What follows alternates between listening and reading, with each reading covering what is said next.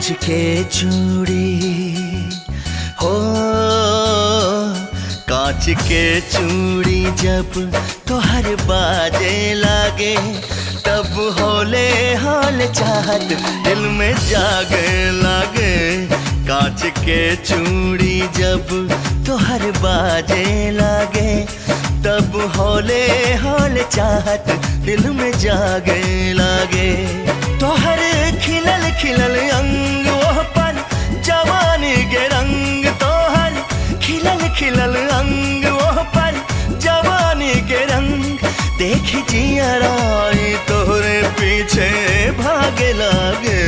जब अखिया तोहार हमके झाके लागे, का बताई कहाँ कहाँ हमके दागे लागे। जब अखिया तोहार हमके झाके लागे, का बताई कहाँ कहाँ हमके दागे लागे। लाजे से हम मर जाई, कुछ भी न कह पाई, जाने का काई मन तुझसे मांगे लागे। हाय कांच के चूड़ी जब तोहर बाजे लागे, तब होले हाल चाहत दिल में जागे लागे। कांच के चूड़ी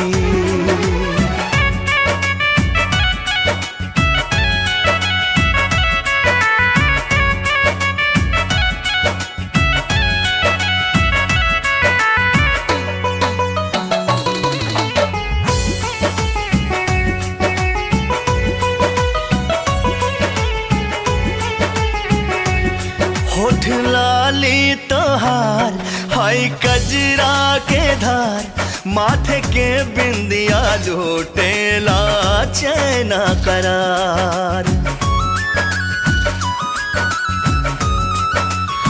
लड़की हर मोड़ पे डरत रहेली, अकेले होखे तो सुनसान से डर, भीड़ में होखे तो लोगन के डर, जब हवा उड़े तो दुपट्टा ओढ़े के डर। लेकिन अब ना डरी,